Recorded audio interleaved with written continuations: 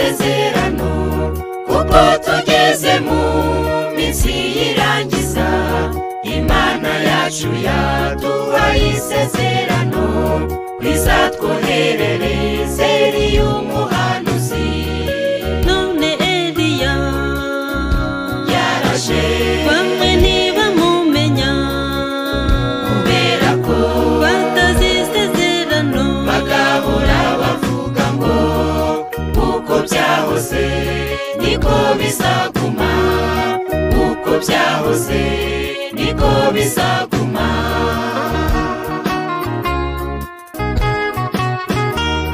turafite isezerano rimwe gusa twahawe ryo kuzavanwa muri iyi si ariko mu rugendo rwacu dufite isezerano dufite aho turisanga none Eliya yaraje bamwe ntibamumenya kubera ko batazi isezerano bagahora bavuga ngo uko byahoze niko bizaguma uko byahoze niko bizaguma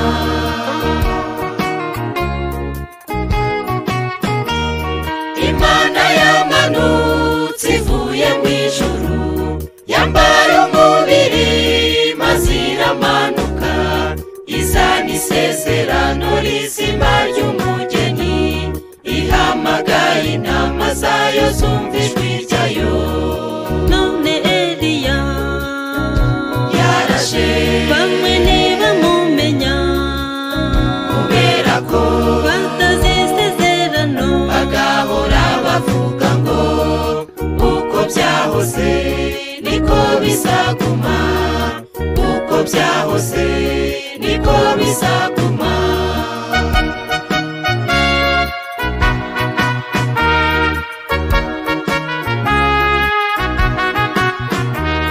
kandi niyo yahaye isezerano Nowa ubwo yamubwiraga kwibariza inkuge imubwira gushaka igiti cy'agofero kidafite uburemere nk'ubwa teolojiya none Eliya yaraje bamwe ntibamumenya kubera ko batazi isezerano bagahora bavuga ngo uko byahoze niko bizaguma uko byahoze niko bizaguma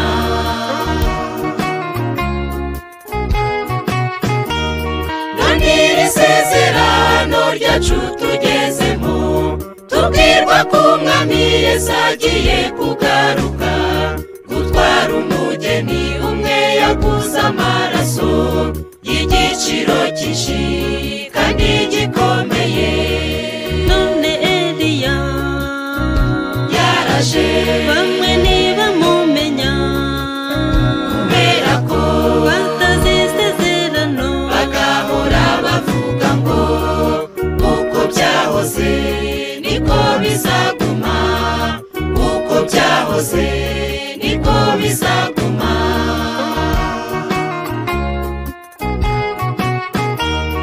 aho kumva isezerano umwami yavuze bararitaye maze bakavuga bati natwe dushobora kwiyegeranya tugakora tugashinga za seminari none Eliya yaraje bamwe ntibamumenya kubera ko batazi isezerano bagahora bavuga ngo uko byahoze niko bizaguma uko byahoze niko bizaguma uko byahoze niko bizaguma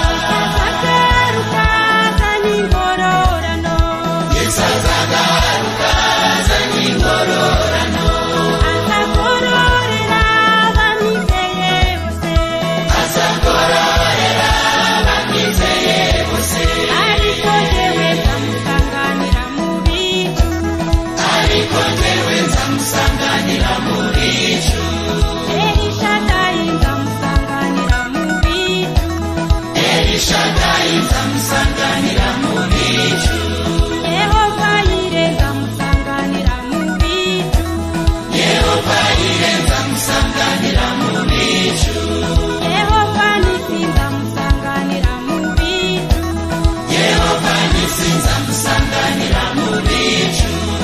igihe kirageze twitegure gutaha, Igihe kirageze twitegure gutaha. igihe kirageze twitegure gutaha, Igihe kirageze twitegure gutaha. igihe kirageze twitegure gutaha. Igihe kirageze twitegure gutaha.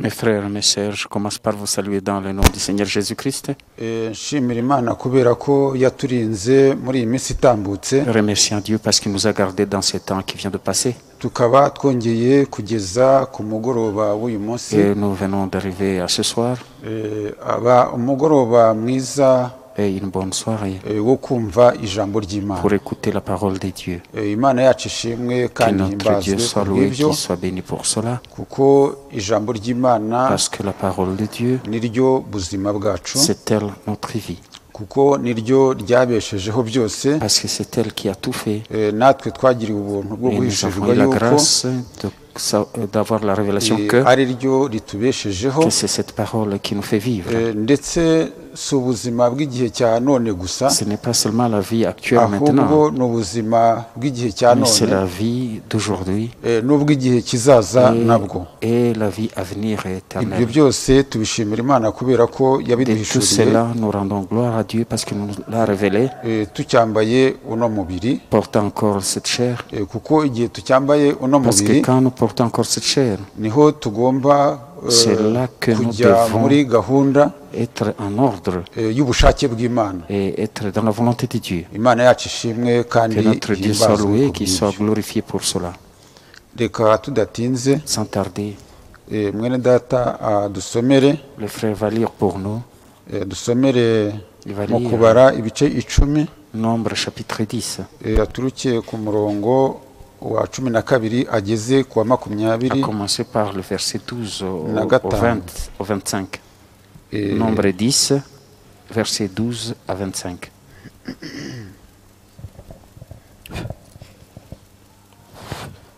Abisirayeli barahaguruka bava mu butayu bwa Sinayi bakurikije ibyo bari barategetswe by'urugendo.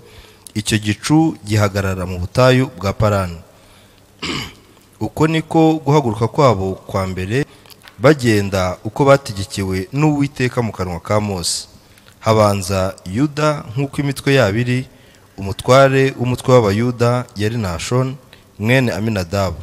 Umutware w'umutwe w'umuryango w'Abayisakari yari Netanayeli mwene Suwari. Umutware w'umutwe w'umuryango w'Abazebuluni yari Eliyabu mwene Heroni. Ubuturo bwera burashingurwa, Abagerishoni n'Abamerari bagenda baburemerewe. Ibendera ry'icyiciro cy'Abarubeni rirahaguruka nk'uko imitwe yabo iri. Umutware w'umutwe w'Abarubeni yari Elisuri mwene Shedewuri. Umutware w'umutwe w'umuryango w'Abasimeyoni yari Shelumeyeli mwene Serishadayi. Umutware w'umutwe w'umuryango w'Abagadi yari Eliyesafu mwene Deweli. Abakohati bahaguruka baremerewe iby'ahera, basanga ubuturo bamaze kubushinga. Ibendera ry'icyiciro cy'Abefurayimu rirahaguruka nk'uko imitwe yabo iri. Umutware w'umutwe w'Abefurayimu yari Elishama mwene Amihudi. Umutware w'umutwe w'umuryango w'Abamanase yari Gamariyeli mwene Pedasuri. Umutware w'umutwe w'umuryango w'Ababenyamini yari Abidani mwene Gideyoni. Ibendera ry'icyiciro cy'Abadani riba ari ryo risezera ibyiciro byose, rihaguruka nk'uko imitwe yabo iri. Umutware w'umutwe w'Abadani yari Ahizeyeli mwene Amishadayi. umutware w'umutwe w'umuryango w'abasheri yari Pagiyeli mwene Okirani, n'umutware w'umutwe w'abanafutali yari Ahira mwene Enani. Uko abariko Bisirayeli bakurikirana mu rugendo nk'uko imitwe yabo iri, uko abariko bahaguruka. Amen. urakoze Merci, mana y'icyubahiro, Dieu de databuja gloire, mutangabugingo, Père éternel. ni qui wowe donne vie. waremye byose C'est toi qui as ubibeshaho. tout créé et tu as Nous mis toute à l'existence. ni ukuri iminsi yose C'est tugushimira vrai. Tous les urukundo jours, nous te wadukunze remercions de kuva l'amour que tu nous kera as aimés depuis longtemps, isi n'ijuru bitararemwa. avant la fondation du monde. Witeka mana igira neza, Éternel notre Dieu, tugushimira uburyo waduhishuriye nous ijambo te ryawe remercions de la façon dont tu nous as révélé ta parole mu gihe nk'iki kiruhije, dans ces temps-ci très maze difficiles. ukaduhishurira yuko Et tu nous as tugomba révélé kugenderamo comment nous rikaduhisha devons marcher ubuzima dans ta bw'iteka. parole et comment cela va nous donner la vie éternelle. Ibyo igihe cyose En turabigushimira. tout temps, nous te rendons gloire. None tumaze gusomerwa Maintenant, ibyanditswe nous hano, venons de lire les Écritures. nta muntu wabasha kugira icyo abivugaho Personne n'a rien à dire là-dessus umwuka wawe atabijemo, sans que ton Saint-Esprit soit avec lui. kuko ibyanditswe byawe byera Parce que tes saintes Écritures biravuga ngo inyuguti iricisha disent ariko que umwuka l'Écriture tue, agahesha mais ubugingo. l'Esprit vivifie. Ibindi byanditswe bikavuga ngo Autre Écriture dit, ibi byanditswe byanditswe ces n'abagaragu bawe, Écritures ont été écrites par tes serviteurs. kandi bakaba bari bashorewe n'umwuka Ils étaient wawe. accompagnés de ton Esprit. Nuko uko wari uri ejo n'uyu Ainsi munsi tel ni que tu kuri, étais hier, c'est comme ça que tu es aujourd'hui. ari ibi byanditswe Que tumaze ce soit ces gusomerwa, Écritures que nous venons de lire ari ibyo et tutarasomerwa, d'autres que nous allons lire. byose turagusaba kugira Nous te ngo demandons umwuka qu'en tout, wawe que ton abizeho Saint-Esprit vienne sur elle, buri wese mu bana bawe ku mugoroba et que munsi chacun de nous, de tes enfants, ce soir, wateze amatwi ijambo ceux ryawe, qui écoutent ta parole, abone umugisha uturuka mu ijambo qu'ils soient ryawe, bénis par ce qui viendra de la parole, ku ta parole, bw'imbabazi zawe par n'urukundo ta rwawe. miséricorde et ton amour. utugendere ibyo ubona ko Visite-nous bidukwiriye. et donne-nous ce qui nous convient. Nuko dusabye ibyo bikeya tuzi Nous ko n'ibyo demandons peu tudasabye, de choses, sachant que même ce que nous n'avons pas demandé, komeza tu kubidukorera vas continuer à nous kubw'imbabazi le zawe donner par ta n'urukundo rwawe, miséricorde et ton amour. mu izina rya Yesu Dans Kristo le nom bidushima, du Seigneur Jésus-Christ, nous te disons merci. amen. Amen. Imana yacu ishimwe kandi Que, no- himbazwe. que notre Dieu soit loué, qu'il soit glorifié. Mwene data yongere adusomere, Notre frère va encore lire, kuko no gusoma ni byiza, parce que la lecture est bonne aussi. kuko ibi byanditswe Parce que ces écritures, byandikiwe kugira ngo tubisomerwe, ça a été écrit pour que nous puissions le lire. kuko nimwo dukura imbaraga z'urugendo. C'est là que nous trouvons la force dans notre Imana yacu voyage. ishimwe kandi Que himbazwe, notre Dieu soit loué, qu'il soit glorifié. kuko turacyakomeza, Nous continuons toujours. turacyakomeza, Nous sommes dans la suite turacyakomeza kuganira ku byerekeranye n'ibisekuruza, de ce que nous avons vu sur les générations, n'ibisekuruza bitatu des 3 générations, nk'uko nabivuze ubushize. comme nous l'avions dit la fois passée. Isekuruza cya mbere, Dans cya la première kabiri, génération, la seconde, cya et gatatu, la 3e génération. ariko cyo icya gatatu cyo kikaba cyihariye. Mais la 3e génération est tout à fait particulière. Icyo ubundi ntago ari igisekuruza, Ce n'est pas un âge, ahubwo ni ugihagarariye ni se wa bose, mais celui qui le représente, c'est le Père de niwe tous. wabeshejeho byose. C'est lui qui a tout fait exister. Imana yacu ishimwe kandi Qu'il himbazwe soit ku loué, bw'ibyo. qu'il soit glorifié pour cela. Ibyo ni byo turimo gukomeza C'est kugenda ce que nous allons tuganiraho, continuer à causer autour de cela. ariko twinjira no mu Tout en byanditswe. entrant dans les Écritures. Niyo mpamvu tugenda C'est dusoma, pourquoi nous lisons. tugasoma ariko Lisons tout en tukanavuga, sachant que nous en parlons aussi, kuko byose ni ibyangombwa. parce que tout cela est nécessaire. Imana yacu ishimwe kandi himbazwe. Que notre Dieu soit loué, qu'il soit glorifié. Noneho adusomere Qu'il lise maintenant mu itangiriro dans Genèse, ibice birindwi, au chapitre 7. Genèse, chapitre 7. kandi ntiwibaze uti Ne te pose pas la question disant ariko se kuki urimo kwibanda kuvuga pourquoi tu parles toujours ku byo mu isezerano rya kera, de l'Ancien Testament. kandi turi muri cyo. Et pourtant, nous sommes dans le Nouveau Testament. Intego yacu ni ukuva mu isezerano rya kera C'est de partir de l'Ancien Testament tukabona uko twinjira mu ryacu et neza, ainsi nous entrons bien dans isezerano notre testament. ryadusohoriweho. Ce testament à qui s'est accompli kuko pour nous. ibyavuzwe kera Parce que ce qui a été dit dans le passé, byari igicucu cy'ibizaba. c'était l'ombre des choses qui arriveront. Ni ukuvuga ngo C'est-à-dire, duhereye aho ngaho mu isezerano rya En kera commençant par cela, dans l'Ancien Testament, niba abagiye bavuga si ceux qui ont parlé mu byanditswe dans les Écritures, baragiye bagaruka ku mateka yabayeho, ils revenaient eux aussi sur ce qui s'est passé avant eux. natwe ntabwo twaceceka Nous ne pouvons pas nous taire. kuvuga amateka y'ibyo Imana yakoze Comme ne pas parler de l'histoire de ce que Dieu a fait uhereye ku itangiriro en kugeza commençant par uyu la munsi, Genèse jusqu'à ce jour, bitewe n'ibyo Imana iba yahaye umuntu. dépendant de ce que Dieu a donné à l'homme. Kuko umuntu wese Parce que toute personne, agenda ahabwa icyo avuga imbere y'ubwoko bw'Imana, il reçoit ce qu'il doit dire devant les enfants de Dieu. nk'uko iba yabiteguye cyangwa se Tant yamuteguye, qu'il a pourvu et comment il a ordonné. kuko ntabwo tuza guhagarara imbere y'abantu Et nous ne venons pas nous mettre devant les hommes kugira ngo baturebe cyangwa se nous regarder batwemere. ou pour qu'ils puissent nous accepter. Iyo bibaye bityo ibyanditswe biravuga ngo Quand il en est ainsi, les Écritures disent. icyo gihe uwo muntu utangiye kwibwira gutyo Et en ce moment-là, c'est quelqu'un qui commence à se ngo présenter ajye ainsi amenya yuko arangije guhembwa. et qu'il sache qu'il est déjà payé. Niyo mpamvu tudahagarara kubwo gushimisha cyangwa kunezeza umuntu, C'est pourquoi, quand nous tenons ici, ce n'est pas pour satisfaire ahubwo les gens, pour faire duhagarara plaisir aux gens. Nous nous mettons debout ici kubwo kuvuga ibigwi by'Imana yacu. pour dire le gloire de notre Dieu. Imana yacu ishimwe Que kandi notre Dieu soit himbazwe. loué, qu'il soit glorifié. Niyo mpamvu rero C'est tutagira pourquoi isoni nous n'avons pas honte. cyangwa se ubwoba uko Imana Ou idushoboje peur, autant que Dieu nous le permet, bwo kuba twavuga iby'Imana yakoze et de dire ce que Dieu a fait uhereye ku itangiriro kugeza de la uyu munsi. Genèse jusqu'aujourd'hui. Ndetse Imana yatugiriye ubuntu, Dieu nous a fait grâce. iduhishurira bimwe. Il nous a révélé une partie. Mvuze bimwe kuko Une partie ntabwo twamenye byose, parce que nous ne connaissons pas tous. kuko uzi byose ni Imana Celui yonyine. qui connaît tout, c'est Dieu lui-même. Pawulo aravuga ngo Paul dit, tumenyaho agace, nous connaissons tous en partie. tumenyaho agace, Nous connaissons en ngo ariko partie. icyo gihe Mais ces jours-là, tuzamenya rwose. nous connaîtrons. Ubu rero agace Si maintenant, la partie que nous avons, umuntu aba yamenye que nous connaissons, biba ari ukukavuga, c'est de l'annoncer. nk'uko ako gace Imana iba C'est yakamuhaye. la Dieu nous l'a donné. Imana yacu ishimwe Que kandi notre Dieu himbazwe. soit loué, qu'il soit glorifié. Ndabyibuka ndashimira Imana Je cyane me souviens et j'ai rends gloire à Dieu kubwo pour cela. ubutumwa bwiza tumaze iminsi twumva, Et du message que nous venons, on a entendu ces derniers temps. buvuga ku byerekeranye n'ubupfura. Bene data babivuzeho cyane. Et concernant le droit d'aînesse, Imana et les frères en ont beaucoup Imana parlé. ibahe umugisha cyane Que Dieu le bénisse beaucoup ku bw'icyo kintu. pour cette chose-là. Bavuga ku byerekeranye n'ubupfura, Il parlait des droits d'aînesse.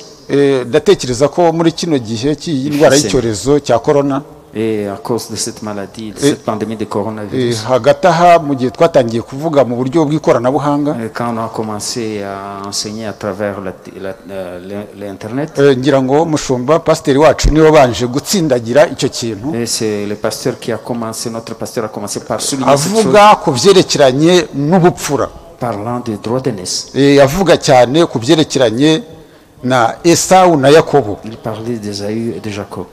Abivugaho cyane, Il en a beaucoup arabitsindagira. parlé, il a souligné cela. Ndetse umukozi w'Imana, umugaragu Ainsi, le w'Imana, serviteur de Dieu, ni umugaragu w'Imana. c'est un serviteur de Dieu. Dukunda kubivugaho, Et nous aimons dire comme cela. ariko Mais ni umugaragu mu bagaragu. c'est un serviteur parmi tant d'autres. Niko ibyanditswe C'est byerekana. ça ce que l'Écriture nous montre. Niba hari umugaragu S'il y a un serviteur, ukiranuka cyangwa se un serviteur uhagarariye, fidèle, hari qui n'abandi représente bagaragu. d'autres, il y a d'autres serviteurs Buri aussi. gihe cyose no muri gahunda, Et dans l'ordre aussi, en tout, niba hari abagaragu baba barimo gukora imirimo s'il y a runaka, des serviteurs qui sont en train de faire ubundi certains haba harimo travaux, ubahagarariye, il y a quelqu'un qui ubarebera, les conduit. Il y a un ubafasha, conducteur qui les ubabwira conduit, uti wowe oya qui les kizikore aide, qui les gutya. dit faites comme ceci, faites comme ça. Ubundi ni gahunda y'Imana. C'est ça l'ordre de Dieu. Noneho ni umugaragu mu bagaragu. Mais c'est un serviteur parmi d'autres serviteurs. Mwene data Frank rero icyo kintu yari nawe Ainsi, arongera aragitsindagira. notre frère Franck a souligné cela Mushumba nawe aussi. yari amaze iminsi akivuzeho, Et notre pasteur en a parlé aussi. arongera aragitsindagira. Il a encore souligné cela. Noneho ndetse na mwene data waheretse kutubwiriza, Et le frère qui nous a prêché récemment, nawe arongera il aragitsindagira, en a parlé aussi. avuga ku byerekeranye Parlant n'ubupfura sur le droit d'aînesse. nk'umwana w'imfura. L'aîné de fils aîné. Imana yacu ishimwe kandi Que notre Dieu himbazwe. soit loué, qu'il soit glorifié. Kandi ubwo bupfura, Et c'est n'est uwo mwana w'imfura, le fait que tu es le fils aîné, ni yesu kirisito. c'est Jésus-Christ. Imana yacu ishimwe Que kandi notre Dieu himbazwe. soit loué, qu'il soit Noneho glorifié. ariko natwe Ainsi, nous aussi, kubw'uko twizeye parce que nous avons cru yesu kirisito, nous avons cru dans le Seigneur kuko Jésus-Christ, yavuze ati muzaba muri njye, parce qu'il a dit vous serez en moi. natwe ubwo bupfura Et turabusangira. ainsi, nous partageons ce droit de Nicyo naissance. gituma Imana yabwiye Mose ngo C'est pourquoi Dieu a dit à Moïse, genda ubwire Farawo uti va dire à Pharaon, rekura umwana wanjye laisse w'imfura mon fils aîné afin aze ajye kunkorera mu qu'il butayu, aille me servir dans le désert. kubera ko Isiraheli Parce qu'Israël, bwari ubwoko bumwe, c'était un peuple. noneho Imana yaraburebaga Dieu le regardait ikabubonamo umwana wayo w'imfura. et il voyait en ce peuple un seul fils aîné. Imana yacu ishimwe kandi Que notre himbazwe. Dieu soit loué, qu'il soit glorifié. Ni imfura muri bene se benshi. Le fils aîné parmi tant d'autres. Imana yacu ishimwe kandi Que notre himbazwe. Dieu soit loué, qu'il soit Ibyo byose glorifié. rero tubishimira Nous Imana, rendons gloire à Dieu niyo dans mpamvu tout cela. tugomba Et kubivugaho. c'est pourquoi nous devons en parler Nadusomere et qu'il lise pour nous. mu itangiriro ibice birindwi, Dans Genèse chapitre 7, aturuke ku murongo wa mbere en commençant par le premier verset ageze ku murongo wa gatandatu. jusqu'au verset 6. Uwiteka abwira Nowa ati injirana mu nkuge n'abo mu nzu yawe mwese kuko ari wowe nabonye ukiranuka mu maso yanjye muri iki gihe. Mu matungo yose no mu nyamaswa zose zitazira ujyanemo birindwi birindwi, ibigabo n'ibigore, no mu nyamaswa zizira ujyanemo ebyiri ebyiri, ingabo n'ingore, no mu nyoni n'ibisiga byo mu kirere ujyanemo birindwi birindwi, ibigabo n'ibigore, kugira ngo urubyaro rwabyo ruzarokoke rube mu isi yose.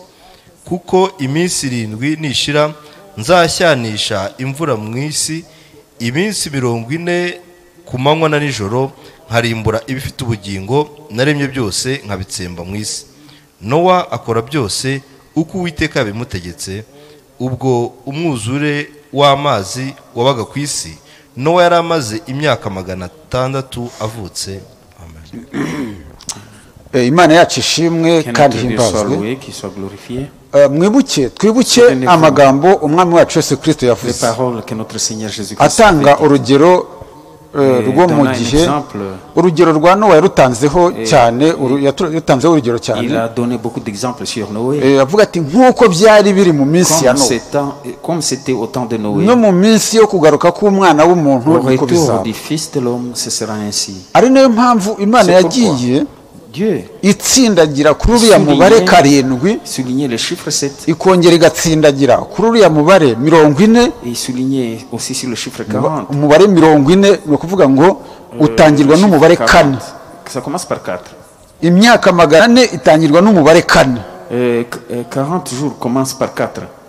Abandi ibihumbi 4 4000 personnes. batangirwa n'umubare 4. Il commence par le chiffre 4. Muzi byabaye Vous savez ibyakozwe ce aho qui s'est ngaho. passé, Buriya Yesu yakoze ce que Jésus a fait ahaza abantu ibihumbi 4, en nourrissant 4000 nabyo personnes. bifite icyo bivuze, Cela signifie aussi quelque chose. kuko ibyasagutse babishyize mu Parce que bitebo 7. ce qui était resté, ils ont mis ça dans 7 nabyo bigereranya ibihe 7 by'itorero. ce qui signifie les 7 âges de Ibyo l'Église. byose bifite icyo bivuze, Et tout cela signifie hari quelque icyo chose. bivuze kuri twebwe. Cela signifie quelque chose pour nous. Imana yacu ishimwe kandi Que himbazwe. notre Dieu soit loué, qu'il soit glorifié. Noneho umubare 4 rero Ainsi le chiffre 4, nawo ufite icyo uvuze kuri ça twebwe. dit quelque chose aussi pour nous. Ntabwo Imana, kuko Imana ibyo yagiye ikora uhereye ku itangiriro, Et en commençant par la Genèse, ce que Dieu a dit, yagiye ibikora igusha mu ijambo ryayo. il le disait en pointant sur sa Ni parole. nayo mpamvu natwe abizeye ijambo ryayo, C'est pourquoi pour nous qui croyons sa parole, ibyo tugerageza gukora byose, tout ce que nous voulons faire, haba mu buryo bw'umwuka cyangwa mu mubiri,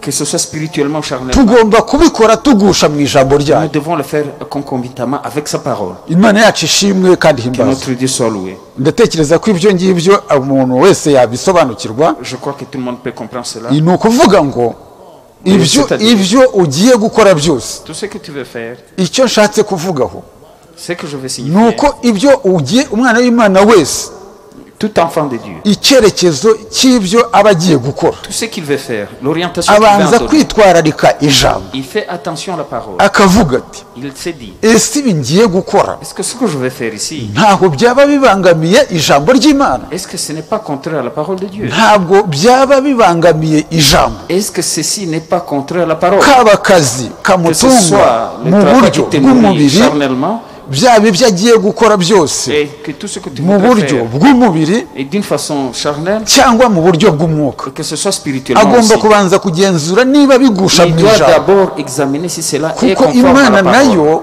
Parce que Dieu, iyo yajyaga gukora avant de faire quoi que ce soit, yagushaga mu ijambo ryayo il était en accordance avec sa Imana parole. yacu ishimwe kandi himbazwe Que notre Dieu soit loué, qu'il soit glorifié. niyo mpamvu ibyo yagiye ikora mu isezerano rya kera Tout ce qu'il faisait dans l'Ancien Testament, yagendaga igusha mu ijambo ryayo il faisait cela concordamment avec ikagusha sa ku parole. byo izagaragaza Et en suivant l'orientation, ku byo pourra izagaragaza révéler. kuko kugeza ubu Parce que ntabwo jusqu'aujourd'hui, irabigaragaza il ne l'a pas encore ubu manifesté. nkatwe ntabwo iratugaragaza Il ne nous a pas encore ariko manifesté. turimo kwinjira turimo Mais nous kwitegura sommes kugira en train ngo d'entrer dans tuzi cela yuko et nous nous tuzi yuko mu préparons gihe kiri imbere concordamment à cela. Imana igiye Que les jours à kuzatugaragaza venir, nous serons niyo manifestés. mpamvu batatumenya C'est ntabwo pourquoi on bazi ne connaît pas. ntabwo bazi abo turi bo Ils ne savent pas ce que nous sommes.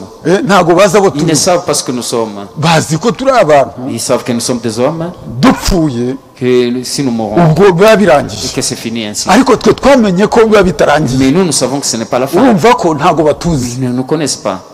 ntabwo batuzi niyo mpamvu C'est umuntu vrai, yamuhemukira nous ne yavuga connaissons ngo pas. Quelqu'un peut faire ngo du mal à toi. ndamuhemukiye Je ndamwishe viens de lui faire du mal, mugize je l'ai mute tué, je fais ceci, ntabwo cela. nta kintu abazi Il ne connaît rien. niyo mpamvu ari uwo kugirirwa imbabazi C'est pourquoi il faut le kuko pardonner. ntabwo abazi icyo akoze Parce qu'il ne sait pas ce ahubwo qu'il iyo vient de yakwishe faire. aba aguhaye uburyo bwo kwambuka Mais s'il te tue, il te donne un Bwo moyen kujya facile iwanyu. de rentrer à la maison. ubwo rero ni ukuvuga ngo Ce serait un raccourci. ntabwo C'est-à-dire, batuzi ils ne nous connaissent pas. imana yacu ishimwe Que kandi notre Dieu himbazwe soit loué, qu'il soit ariko glorifié. ibyanditswe biravuga ngo Mais l'Écriture dit, ibitagaragara by'imana ce qui n'est pas visible, nibyo bubasha bwayo c'est ça sa force. nibyo Oui. ibitagaragara byayo Ce qui n'est pas visible, nibyo de Dieu, bubasha bwayo c'est ça sa puissance. aba bantu bacu b'imbere Les hommes intérieurs, abo nos hommes bantu intérieurs, batazi ceux que les hommes ne aba connaissent pas, bantu b'umwuka imana yashyize ces muri hommes uyu spirituels que Dieu a mis dans ce corps, igihe kiri imbere imana igiye les jours à kuzabagaragaza venir, Dieu va les imana yacu démanifester. ishimwe kandi Que himbazwe notre Dieu soit le qui soit noneho glorifié. rero ibyo byose En tout cela maintenant, imana yagiye ikora byose uhereye ku itangiriro et Dieu a tout fait cela en commençant par la Genèse igusha mu ijambo et ryayo en orientant cela à sa parole. muzi yuko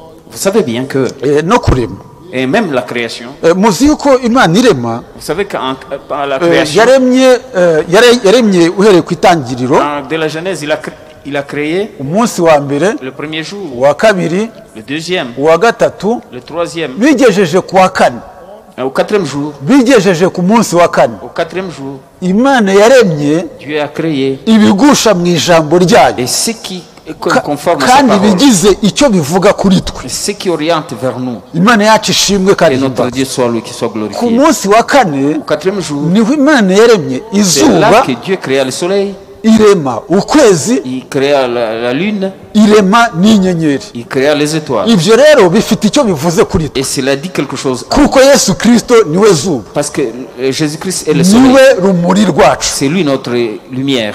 ntekereza yuko iyo haje ijoro Et je crois que quand abantu bose baba bifuza batekereza ko tout le monde pense que ejo ni bucya quand ce sera le journée izuba demain, rirashe quand le soleil va briller, bazajya mu mirimo ils vont partir niyo travailler. mpamvu twebwe C'est pourquoi ntabwo tugomba gukora imirimo y'umwijima nous ne pouvons pas faire les œuvres d'obscurité. y'ubusambanyi gutukana kubeshya urwango ibyo byose ni imirimo ibyo byose ni Et tout imirimo ça sont les y'umwijima œuvres de l'obscurité. imana yacu ishimwe kandi himbazwe Que notre Dieu soit ariko soit bigejeje glorifié. ku wa kane Mais au quatrième jour, imana yaremye izuba Dieu créa le soleil, irema ukwezi il créa la irema lune, inyenyeri il créa les ibyo byose étoiles. bifite icyo Et bivuze tout kuri cela signifie quelque chose pour nous.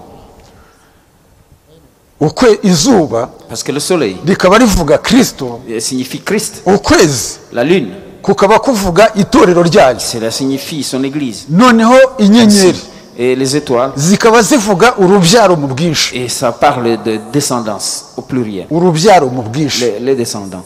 imana yacu ishimwe kandi himbazwe Que notre Dieu soit le qui soit niyo glorifié. mpamvu yaremye umugabo n'umugore C'est pourquoi il créa l'homme et la femme. kandi ishyiraho itegeko ry'uko bagomba Il kubyara mit un ordre qu'ils mettront au monde. imana yacu ishimwe kandi Que himbazwe. notre Dieu soit loué, qu'il soit glorifié. Burya iyo urugo rwubatswe Parce que quand un foyer existe, rugizwe n'umugore n'umugabo n'umugore constitué n'abana, d'hommes, femmes et enfants, umugabo aba ari izuba muri urwo rugo, l'homme est le soleil dans cette maison. ariko umugore Mais la femme, agereranywa nawe et il est comparé à l'homme n'ukwezi, par le soleil. kandi nawe Ainsi, elle, amurika amategeko, elle reflète les lois de yerekana la maison. amategeko Elle montre les lois aturutse ku mugabo we. qui vient de l'homme.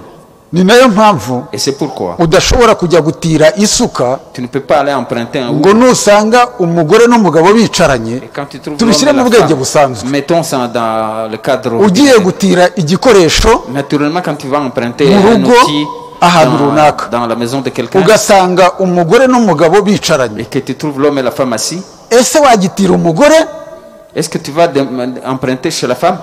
Wagitira umugore? Est-ce que tu vas emprunter chez la Ntabwo femme? wagitira umugore, Tu ne vas pas Nicyo demander ça à la gisubizo. femme. C'est ça la réponse. ahubwo utira umugabo. Mais tu vas emprunter auprès de l'homme. Ariko usanze umugabo adahari, Mais si tu ne trouves pas l'homme, aho wagitira umugore. tu vas emprunter chez la femme. Noneho umugore Ainsi la femme, ni wowe ufite ijambo c'est muri elle qui a urwo la rugo, parole dans cette maison. kubera ko umugabo adahari. Parce que l'homme n'est pas là. Nuko bimeze kuri Kristo C'est comme n'itorero. ça que Christ et son église. Yesu Kristo amaze guhamagara intumwa, Quand Jésus-Christ, après avoir appelé ses amaze disciples, guhamagara intumwa n'abizera b'icyo gihe, après avoir appelé ses apôtres, les ntabwo disciples, intumwa zagombaga kugira icyo zikora les apôtres ne pouvaient rien faire izuba ritararenga, avant que le soleil, ari ryo Yesu Kristo. qui est Jésus-Christ. Intumwa zatangiye umurimo Les disciples ont commencé ari l'œuvre, uko les Yesu apôtres, Kristo yarenze, quand Jésus-Christ était ari déjà uko izuba ridahari. quand le soleil n'était Ni pas nayo là. mpamvu intumwa C'est pourquoi les apôtres, zatangiye gukora imirimo ils ont commencé à œuvrer nka ya yindi Yesu yakoraga. la même chose que Jésus-Christ faisait. Imana yacu ishimwe kandi Que notre Dieu himbazwe. soit loué, qu'il soit glorifié. Niyo mpamvu rero C'est pourquoi ibiri ibyo Imana yakoze ku munsi wa kane ce que Dieu a fait au 4e jour, byari bifite icyo bivuze cela kuri twe. signifiait quelque chose pour nous. Imana yacu ishimwe Que kandi notre Dieu himbazwe. soit loué, qu'il soit glorifié. Ibyo ngibyo ni ibyangombwa cyane, Ça, c'est très important.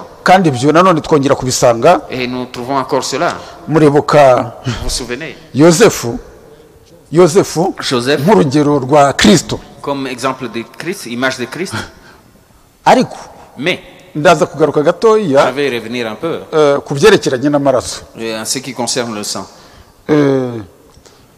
Ni ukuvuga ngo C'est-à-dire, mwibuke yuko yosefu souvenez-vous que Joseph, wari urugero rwa Kristo. qui était l'exemple de Christ, yosefu yarose inzozi, Joseph eut des songes. arose inzozi, Quand il eut de ces songes, agiye kubona après il vit le soleil n'ukwezi et la lune n'inyenyeri et les étoiles byikubita imbere ye. s'agenouiller devant lui. Eh, Et bimutera ubwoba, il eut peur. aragenda azirotorera bene se, Et il est parti dire ça aragenda à ses frères. azirotorera se na Il en bene a se. parlé à son père et à ses frères. Noneho se aramubwira Et son père lui dit, ngo iki, toi, qu'est-ce que tu nous racontes? ngo njyewe Que moi na mama wawe mbega Ta mama. na nyoko et ta maman mbega twebwe et tes frères n'abavandimwe et bawe tes frères, twese tuzaza twikubita imbere et yawe. nous viendrons nous agenouiller devant toi. Ariko ibyo byagombaga gusohora mu gihe cyabyo. Et cela devait s'accomplir en son temps. Yakobo umugore na bene se wa Yosefu Et sa femme et les frères de Joseph, bamusanze mu gihugu cy'Egiputa ils l'ont bamukubita imbere. retrouvé dans le pays d'Égypte et se sont agenouillés devant lui. Imana kuko iyo ivuze Parce que quand Dieu a dit, ifite ububasha bwo kuvuga uko ishaka. il peut dire autant qu'il veut. Iyo ishatse Il en a le ivugira mu pouvoir. nzozi, Quand il veut, il parle par le son. yashaka ikavugira mu ijambo ryayo, Quand il veut, il parle à travers sa parole. ivuga mu buryo ishaka. Il parle de la manière dont il veut. Yashaka ikavugira mu bindi yaremye. Et il peut parler à travers d'autres créatures. Imana ivuga uko ishaka. Dieu est libre. Il dit comme il Ishimwe l'entend. ihimbazwe. Qu'il soit glorifié pour cela. Ni ukuvuga rero C'est-à-dire, ibyo byose byari et icyitegererezo. tout cela était juste l'image. Ariko Mais, ibyo byose en tout cela, muzi ko uhereye ku itangiriro, et vous savez, en mu commençant kanya par la nabivuze Genèse, ndagaruka ku byerekeranye n'amaraso, et ubushize bon, nabivuze il y a un moment j'ai parlé que je vais revenir sur le sang. On en avait parlé. iyo mercredi. witegereje neza Mais quand vous observez de umuntu près, amaze gukora iki, abantu bamaze quand gukora, l'homme umuntu amaze avait gukora déjà péché, icyaha, quand l'homme avait déjà péché, uhereye kuri Adamu à commencer par Adam, na Eva Ève, bamaze gucumura muri Edeni, après avoir péché en Éden, Imana kugira ngo ibarebere mu mbabazi zayo pour qu'il puisse le pardonner. yabanje kumena Dans sa amaraso. miséricorde, il versa du sang. Imana yacu ishimwe Que notre kandi Dieu himbazwe. soit loué, niyo qu'il soit mpamvu amaraso glorifié. C'est yamenetse hariya pourquoi mu le busitani sang bwa qui fut edeni versé dans le jardin d'Éden yari afite icyo avuze kuri twe signifiait quelque chose pour nous. kuko amaraso yamenetse Parce que le sang qui fut ku bwa versé adamu na eva icyo gihe au temps d'Adam et Ève, hari amaraso yandi yarutaga et il y a un autre sang plus puissant ariyo que maraso ya yesu kirisito. qui est le sang du Seigneur Jésus. imana yacu ishimwe Que kandi notre Dieu himbazwe. soit loué, qu'il soit glorifié. Nibyo C'est cela. kandi si ibyo gusa Il n'y a pas seulement que ça. mwibuke yuko Souvenez-vous bien que nubwo isaka nawe même si Isaac, yari urugero rwa kirisito et même s'il était l'exemple de ariko Christ, ntabwo imana yabyemeye ko Dieu n'a pas accepté que isaka amena amaraso Isaac verse du sang. oya Non. ahubwo hari intama Il y avait un agneau yagombaga kumena amaraso qui ariyo devait yesu kirisito. verser le sang qui est Jésus-Christ. niyo mpamvu aburahamu azamuye C'est pourquoi icyuma quand Abraham voulut agiye égorger, gusogota umwana we avant d'égorger son fils, kugira ngo amutambeho igitambo nk'uko pour yari yategetswe le donner en sacrifice comme il avait été yumva ordonné, ijwi rye aramubwiye et ngo marayika avugira mu parla, ijuru et l'ange parla du haut des cieux, ngo sigaho laisse, rekeraho ça suffit. kwizera kwawe Ta foi, kubaha imana kwawe l'obéissance à Dieu gukunda pour imana toi, kwawe ton amour envers kwizera kwawe Dieu et ta foi, kwagaragaye mu ijuru. c'est manifesté au ciel. Imana yacu ishimwe. Que notre Dieu soit loué. Imana yacu Notre iyo Dieu, uyizeye quand vous le croyez, mu bigeragezo dans les tentations, yishakira igitambo il cherche l'offrande de lui-même. nibyo ibyo ni C'est cela. ukuri. C'est ça. C'est comme ça. Imana ni imana yishakira igitambo C'est Dieu qui pourvoit lui-même en ibyo sacrifice. ni ukuri Ça, c'est la vérité. duhagazemo. Immuable. Ni imana yishakira igitambo. C'est Dieu qui se cherche. niyo lui-même mpamvu l'offrande. imana iyo yatugiriye ubuntu C'est pourquoi quand Dieu nous fait nta grâce, kigeragezo kigutera ubwoba il n'y a pas une kuko uravuga uti ibyo ari byo tentation qui te byose fait peur. Parce que tu dis en toutes circonstances, byaba urupfu rwangeraho même si c'est la mort qui m'atteigne, byaba kurunkiza même s'il me sauve, icyangeraho cyose tout ce qui peut m'arriver, imana yabinkiza Dieu peut me délivrer. kuko niyo naba mpfuye Même si je meurs, sinaba ndimbutse. je ne suis pas détruit. icyo nicyo gikuru C'est ça l'important. kandi ifite ububasha Il a le pouvoir bwo kunkiza kiriya de kigeragezo. me sauver de cette tentation.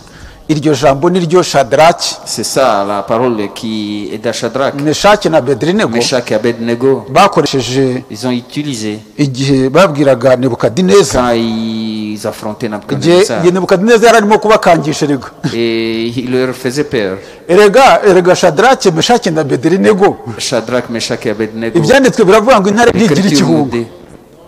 ngo intare mu ishyamba Et bon, le lion dans la ntabwo forêt, igira ubwoba ntigira ikihunga. il n'a pas peur, il ne peut fuir personne. noneho nebukadineza arabakangisha Ici, Nabucodonosor ngo leur fait peur. harya mwanze gupfukamira kiriya gishushanyo Dis-moi, vous avez refusé de Ngo vous ngiye jeter devant kubajugunya. cette idole.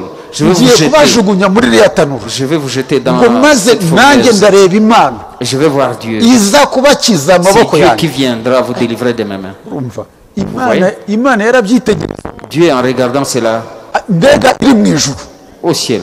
ijuru riritegereza iyo tugiye Le ijuru riba les ryitegereza ciels, regardez. Quand nous Imana irimo marchons, les ciels nous kubyitegereza. regardent. Il observe ça. n'ubuhamya barimo gutanga Les témoignages qui sont en train de imbere ya donner nebukadineza devant Nabucodonosor. noneho Et ensuite, nebukadineza mu gihe yabakangishaga quand Nabucodonosor leur faisait nta peur, bikangisho umwana w'imana ntakangisha vous ne pouvez pas faire peur à un nta enfant de umwana Dieu. w'imana Un enfant de Dieu, ntiwamukangisha tu ne peux pas lui faire peur iki ntiwamukangisha ubutunzi par ta richesse. ntiwamukangisha Tu ngo ne peux urakize umubiri we pas le faire peur par la guérison de son corps. ntiwamukangisha ngo urakize umubiri we Que tu peux sauver son corps. ntiwamukangisha ngo nutagira gutya Tu ne peux ndakugirira pas le gutya faire peur. oya Si tu ne fais pas ceci, je vais te we faire ceci. ahagarara ku ijambo. Lui se tient dans la parole.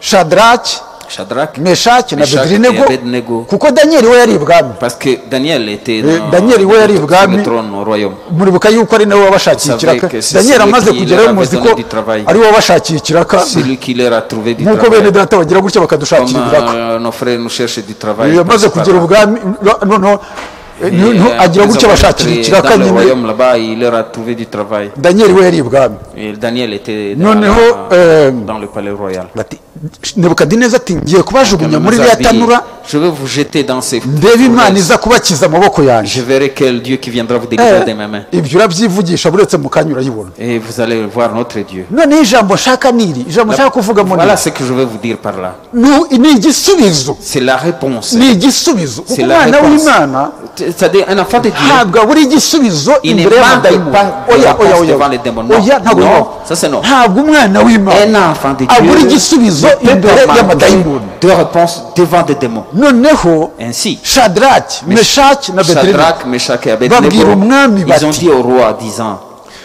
Imana yacu notre Dieu ishobora kudukiza. peut nous délivrer. Batariko Mais, nawe itadukiza même s'il ne nous délivre pas, ntabwo turi bupfukame, nous n'allons pas nous ntabwo agenouiller, turi bwice ijambo, nous n'allons pas kuko ijambo briser la parole. kuko ijambo Parce que la ijambo parole, riravuga ngo parce que la parole dit, ntugapfukamire ne igishushanyo. s'agenouille devant aucun idole. Aha bahagarara ku ijambo. Ils se sont tenus Ubu debout dans ubu la Imana parole. irimo kwitegereza urwo Et Dieu est rugamba. en train de voir cette bataille. Urugamba nyine ubwo La rwahinanye. confrontation était grande. Urugamba nyine ubwo C'était chaud. rwahinanye. C'était chaud. Imana irimo kureba ukuntu barurwana. Et Dieu est en train de voir comment ils sont en train de se battre. Imana yacu ishobora kudukiza Dieu peut nous délivrer. ariko nawe itadukiza. Même s'il ne nous délivre pas, Iryo jambo cette parole-là, ni mushiki wacu ma soeur, agomba kubikoresha doit l'utiliser igihe cyose en tout temps ahuye n'ikigeragezo. quand elle est en face d'une tentation. Nibyo C'est cela. reka tubivuge. Laisse-nous dire cela. Ashobora kuba ari mu Devons le kazi, dire. Elle peut être au service. shebuja akamubwira Son ati patron dit, ndashaka yuko uzansura je veux que tu viennes me rendre visite. kandi nzakongeza n'umushahara, Et j'ajouterai ton salaire. nzakuzamura mu ntera. Tu auras une Uwo ni promotion. mushiki wacu wizeye ijambo Ça, c'est by'ukuri. notre sœur qui a cru la parole de Utanyeganyega. Dieu dans la vérité qui ne bouge pas. ndashaka yuko uzaza Je kunsura veux que tu viennes me rendre visite ku cyumweru muri wikende, dimanche dans un week-end. ukaza kunsura. Tu viendras me rendre visite. Uwo mushiki wacu Et notre sœur, niba Imana yaramugiriye ubuntu et si elle a eu la grâce de Dieu, azagwa mu ijambo, elle tombera la parole. azahita ajya muri Petero. Il ira dans Pierre. Kwizera mukongereho ingeso nziza, De la foi, ajoutez-y la, ingeso nziza la muzongereho kumenya, et de la piété, ajoutez Gutyo, la connaissance, gutyo, ainsi de suite, ainsi de suite. mugeze yagera ku kwirinda Et quand elle en arrive à la ahita avuga ati persévérance, ariko no kwirinda nabyo ni ijambo. je dois aussi me garder. Je ariko dois faire uyu mugabo attention. untumiye iwe Cet homme qui vient de m'inviter chez lui, antumiye iwe ngo bigende bite. pourquoi il m'invite chez lui? Pour arriver à quoi? Kangarukire hafi Laisse-moi me limiter là. ahandi ugiyeho nawe. Allez-y toi-même, tu as compris. Noneho Ainsi. mushiki wacu niba ahagaze mu Et ijambo si notre sœur est debout dans la parole, azafata ijambo, elle prendra la parole. ariko azarebana yumve ubutumwa bwiza. Nutazi gusoma umuhanuzi yarabyumvise Même hariya celui qui babibwiriza. ne sait pas lire les brochures, Umuhanuzi il a avuga entendu yuko parler de cela. mushiki Le wacu niba prophète agiye dit, gusura undi mwene si data une sœur va visiter notre frère, agomba kureba undi bakajyana, et il doit trouver quelqu'un d'autre pour l'accompagner. noneho azafata izo nama z'umuhanuzi. Et elle prendra le conseil du prophète. Urashaka ko nzagusura? Vous voulez que je vous rende visite? Nta C'est bien, kibazo, il n'y a pas de problème. mfite inshuti zanjye, mfite inshuti yanjye tuzaza. J'ai une amie avec qui nous allons venir. Azahita arakara ari imbere ye Il va se fâcher là. kubera ko yifuzaga ko azaza wenyine, Parce que cet homme voulait qu'elle vienne none seule. amubwiye ko azazana n'inshuti ye. Mais elle viendra avec Aho ngaho quelqu'un uzaba accompagnant. umupfutse umunwa Tu l'auras coupé kandi la bouche. azahita amenya yuko wamumenye. Et elle saura que tu as su ses intentions. Kuri icyo ntabwo azongera kugira icyo akubwira. Et elle ne dira plus rien. Mushiki wacu agomba gutinyuka agakoresha ukuri. Et notre sœur, Iyo ufashe ijambo niryo rikurwanirira. quand tu as pris la parole, c'est elle qui Imana combat yacu pour toi. ishimwe kandi himbazwe. Et que notre Dieu Ibyo soit byose loué, qu'il muzi soit ko bashiki glorifié. bacu akenshi bahura n'ingorane. Turi mu Vous kigeragezo, savez turi que mu minsi nos sœurs y'ubusambanyi. sont en tentation. Nous minsi sommes dans les y'ubusambanyi âges ntabwo ari de ibanga, l'adultère, biri ce ku n'est pas un mugaragaro. secret. Ils font ça Kwambara ubusa abagabo ku bagabo, iki byose ibyo murabizi, murabibona mu matelefone n'ibiki byose, mu ikoranabuhanga byanyu murabizi.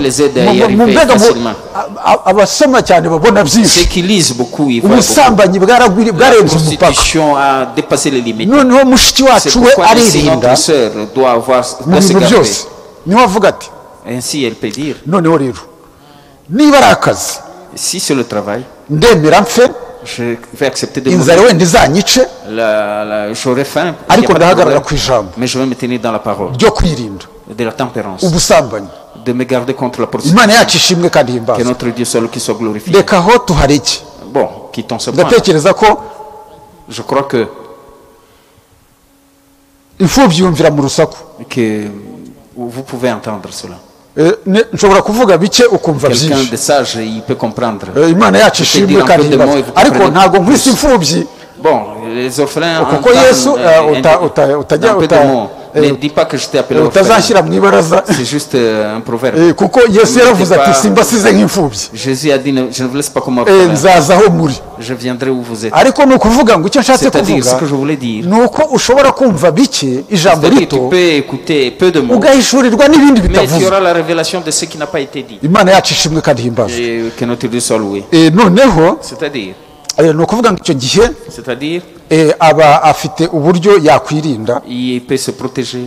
mu buryo ubwo ari bwo bwose Et reka dans twe cette kujyaho cyane conférence-là, et on imana connaît- niyo itanga ubwenge bwose C'est Dieu qui donne toute la sagesse. shadaraki meshaki na bedenego Shadrach, Meshach et babwira Abednego, umwami bati ils ont dit au roi imana disant, yacu ishobora kudukiza notre Dieu peut nous ariko délivrer, nawe itadukiza même s'il ne nous délivre pas. ntituri bupfukamire Nous igishushanyo n'allons pas nous agenouiller devant cette idole. dutekereze kandi twibuke yuko Et souvenez-vous bien que iryo jambo yesu yarikoresheje Jésus l'a utilisé mbere yuko ajya ku musaraba avant d'aller à la croix. iryo jambo shadaraki Cette parole que meshaki na bedenego Shadrach, Meshach et Abednego iryo jambo niryo yesu yakoresheje Jésus l'a utilisé aussi mbere yuko ajya ku avant qu'il musaraba aille à la croix. igihe yarebaga urupfu ruri imbere ye Quand il voyait la mort devant lui, yaravuze ati il a dit, data niba bishoboka si c'est possible, iki gikombe kindenge s'il était possible Ne que cette kukinyweraho. coupe me dépasse, atari que ko je ne ntibibe boive pas uko de ngewe cette- nshaka mais que ça ne soit pas comme je le veux, ahubwo bibe uko ushaka mais que selon ta volonté. n'iryo jambo shadaraki C'est meshaki na cette bedenego parole bakoresheje que Meshach, Abednego, Ni naryo Shadrach a umwami utilisé yakoresheje. et notre roi l'a utilisé. imana yacu ishimwe Que kandi notre ihimbaza Dieu soit loué, qu'il soit glorifié. icyo gihe rero ku Ainsi, itanura à ce ry'umuriro moment-là, à la fournaise ardente, kuko ubundi kubera ko shadaraki meshaki na Shadrach, bedenego Meshach et Abednego, pareil, kuko ijambo ry'imana ari parce que umuriro la parole de Dieu est un feu, noneho bakaba bararyakiriye et qu'ils ont reçu cette parole. ni nko gufata umuriro bakawujugunya mu wundi C'est comme prendre un feu et le jeter dans un autre kuko feu, ijambo ry'imana ari umuriro parce que la parole de Dieu est un feu. noneho imiriro irarutana Mais il y a des feux qui se surpassent en puissance, kubera ko bafashe umuriro bakawujugunya mu wundi parce qu'ils ont pris le feu et le jetant dans un autre feu, imana nayo kubera yuko parce ari que notre Dieu umuriro aussi est un feu. muzi ko yagenderaga mu nkingi y'umuriro Vous savez qu'il était dans la colonne de feu. ni imana yimanukiye C'est Dieu lui-même qui est descendu. ni imana yimanukiye C'est Dieu lui-même qui est descendu. iza hagati mu muriro Il est venu dans le feu. ubwo bamaraga kujugunywa mu itanura ry'umuriro Après qu'il soit jeté dans le fournaise ntabwo ardente, imana yigeze ituma marayika Dieu n'a pas envoyé un ange. kuko yarebye ubuhamya batanze Parce qu'il a vu le témoignage qu'ils ont iravuga iti donné. hariya ahandigirayo Il a dit, j'irai moi-même. ahandigirayo Moi-même, je dois y aller. yarebye ubuhamya batanze Il a iravuga vu iti les ahandigirayo témoignages. Il a décidé d'y aller lui-même.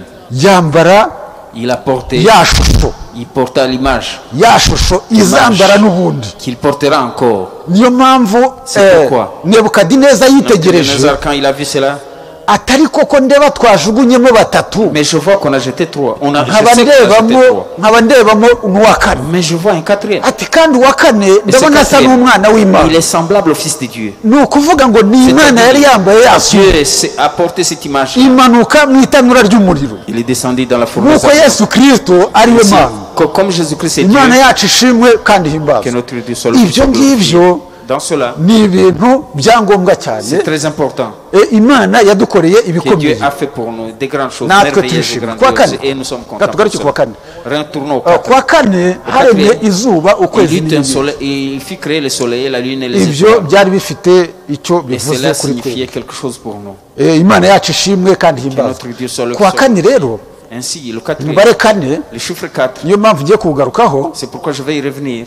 hariya Et là, kubera yuko umubare kane parce que le chiffre 4, ni umubare c'est un chiffre wo kugeragezwa de tentation. wo kugeragezwa buriya C'est-à-dire, iyo uri mu bigeragezo quand tu es dans les épreuves, iyo uri mu bigeragezo biba bifite iherezo ryabyo ça a une fin. haba hari umunsi wo gutabarwa kwawe Il y a un temps de délivrance. imana yacu ishimwe kandi ihimbazwa Que ariko notre Dieu soit witonde loué. Faites attention. witonde utazabara iminsi Que tu ne comptes pas les jours. ubwo ikigeragezo gitangiye kuri iyi tariki Quand les tentations, les épreuves commencent à cette date, nashira iminsi 40 nanjye après 40 nzatabara jours, j'essaie oya de ntuzabare délivrer. gutyo. Ne commence pas à compter comme cela. Bon ni ukuvuga ngo icyo nshaka kuvuga C'est-à-dire ce que je uracyumva. vais dire, vous avez compris. Muribuka Vous souvenez-vous Goliyati de Goliath? yaragize gutya ari ikigabo kinini kirekire C'était un homme fort, atera géant. ubwoba Isiraheli Il a fait peur à Israël. ariko yayiteye ubwoba Il a fait peur à Israël, c'est vrai. ariko ayitera ubwoba iminsi 39 39 jours. ku munsi wa 40 Au 40e jour, Imana ihita imanuka ijya kubwira Dieu est descendu et se il wa a dit Dawidi au père de David imushyiramo gushaka no gukora Il lui a ngo donné agende pouvoir ajye de faire. kugemurira bene se. pour aller donner de la Ku nourriture. munsi wa 40 nibwo Dawidi yamanutse C'est au 40e jour que aza David est descendu. gukiza Isiraheli. Il est venu délivrer Israël. Imana yacu ishimwe kandi Que notre ihimbaza. Dieu soit Ibyo byose ni imbaraga En tout z'Imana. cela, c'est la puissance de Dieu. Imana iyo ikora igenda igusha Quand Dieu mu ijambo ryayo. est en train de travailler, il Ibyo oriente ni tout ukuri, sur sa parole. ni C'est ukuri. ça la vérité. Imana yacu ishimwe Que kandi notre Dieu ihimbaza. soit loué, qu'il soit glorifié. Oui. Imana ibwira Nowa, Dieu dit à Noé. Imana ibwira Nowa. Dieu dit à Noé. Mwibukiye ya magambo Yesu yavuze ati nk'uko Souvenez-vous byari des biri paroles mu que minsi ya Jésus Nowa. dit que là où il dit que No mu kuza c'était au k'umwana temps de Noé, w'umuntu niko même bizaba. au retour du Fils de l'homme, ce sera pareil. Noneho Uwiteka Ainsi, abwira Nowa ati Dieu dit à Noé disant, injira mu nkugi. entre dans l'arche. Nowa Ainsi Noé injira mu nkugi entre dans l'arche. kuko iminsi 7 nishira Parce qu'après 40 jours, nzashyanisha imvura. je vais amener, la pluie il va pleuvoir. Mwene data yadusomera avuga ngo Le frère nous a, ngo il a dit, nzashyanisha imvura je ferai pleuvoir. mu minsi mingahe 40. Dans combien de jours? 40 jours. 40 nanone uwo mubare utangirwa na kane. 40.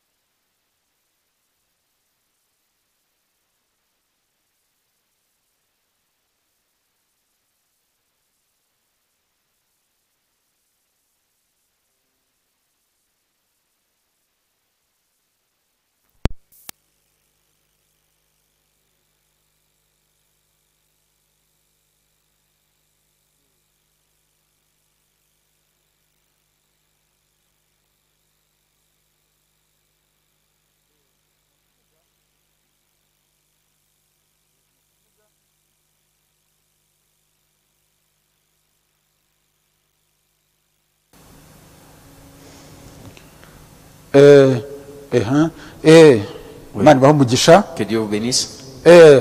Ku itariki 10 En date du 10. ariko kuki uvuga amatariki umwuzure wabereyeho Les dates où le déluge a eu lieu. none se tugire gute? Qu'allons-nous faire maintenant? Tugomba kuvuga itariki umwuzure wabereyeho. Nous pouvons dire les dates. None se naceceka kugira ngo ubanze wishime? Est-ce que je vais me taire pour que tu sois content? kiretse ntabibonye cyangwa se mfite gushidikanya kuri ibyo kandi ntabwo mbivuga kugira ngo nshime cyangwa se nemerwe oya kunyemera bishyire ku ruhande bigumane bibice bishyiraho bishyira njyewe ndavuga ibyo ndimo kuvuga. Imana yacu ishimwe kandi himbazwe.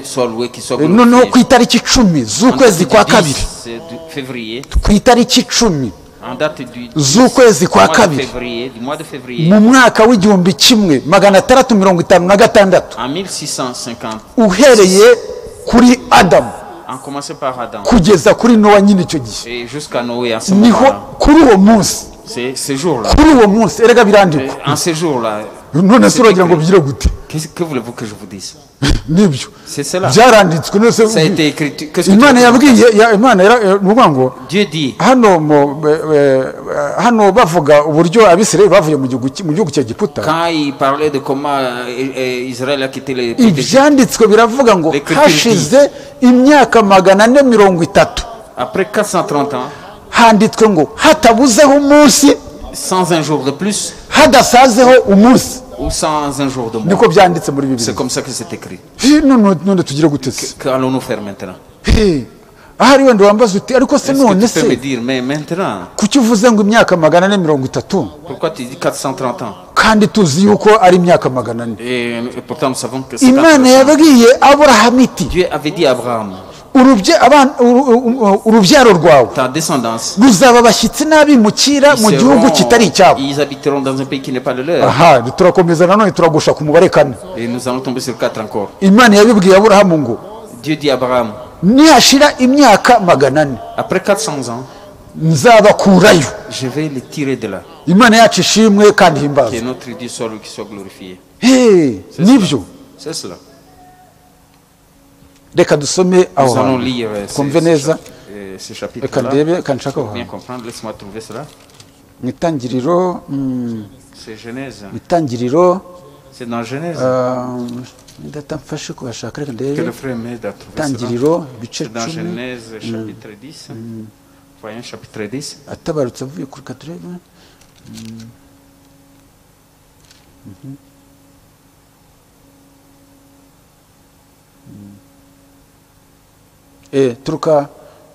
turuka ku murongo wa 14 turuka ku murongo wa 5 twumve 14, nous allons commencer par le verset 5. Voyons. Genèse chapitre 14. On va commencer par le verset 5. Voyons.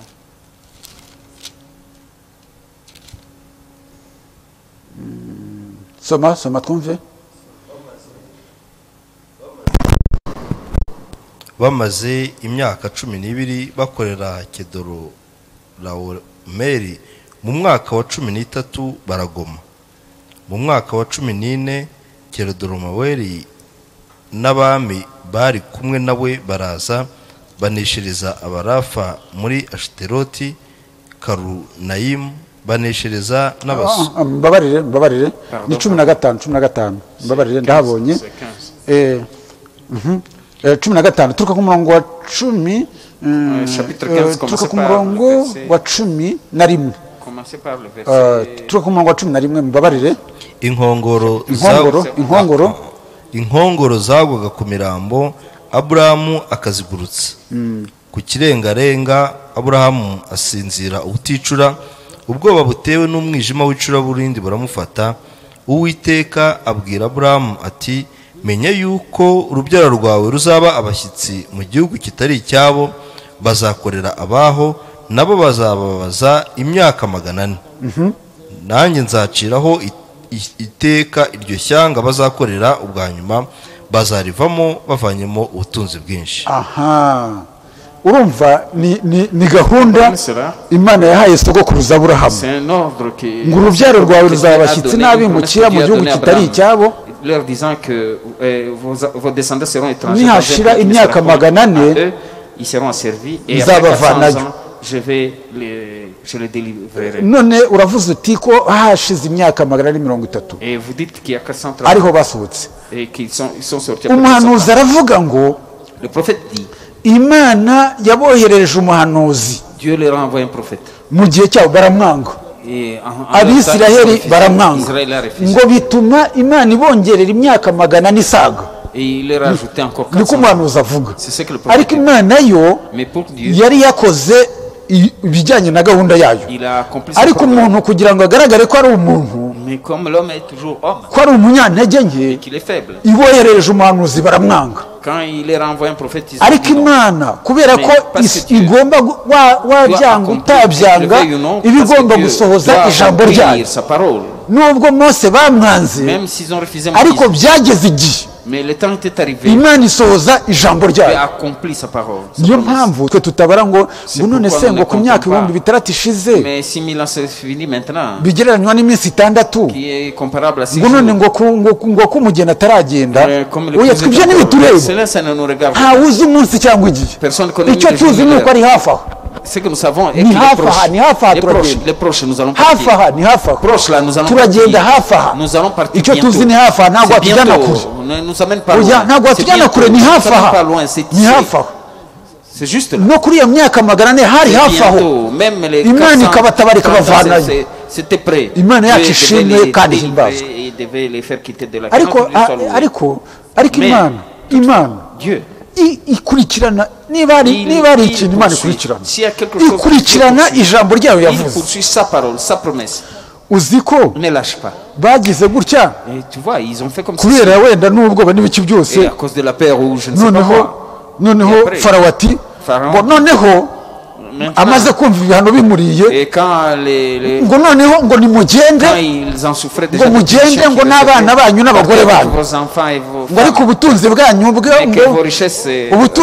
bwo ngo busigare kandi Imana yari yarabibwiye sogokuruza Aburahamu ubwo se urumva bari kurorerwa gutwara n'ubutunzi bwabo ntabwo bibaho Imana ikurikirana ijambo ryayo Mose rero yari yagiye yicishije bugufiya imbere y'umwami kandi byari byo abana b'Imana bagira kwicisha bugufiya ngo ariko ngo wari ukwiye no kuduha ngo amatungo yacu tukayajyana ubutunzi bwacu nabwo tukabutwara ngo kuko ngo ntabwo tuzi icyo tuzakoreshereza Uwiteka mu gihe tuzaba tutaragera mu gihugu cy'isezerano urumva ukuntu avuze gutyo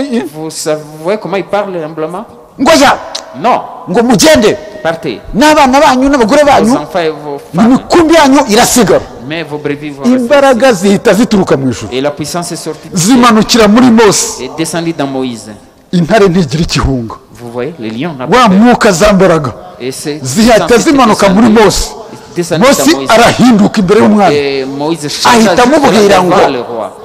amubwira ngo ryasezerano Imana yabwiye Aburahamu ahita amubwira Farawo ngo n'amatungo yacu tuzayajyana ntituzagusigira n'urwara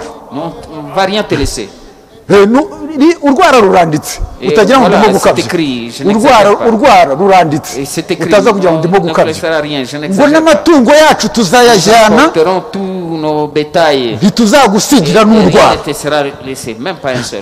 Farawo yari kuvuga ati ariko bihindutse gutera birahindutse nyine kandi umenye ko papa yajya akunda kuvuga ngo nguhagarikiwe n'ingwara avoma niko papa yajya akunda kuvuga nguhagarikiwe n'ingwara avoma noneho abona birahindutse Imana yagombaga gusohoza ijambo ryayo ariko tega ugutwi wumve uyu munsi Satani ni umugome ashaka ko dusohoka tukava mu nyigisho z'ibinyoma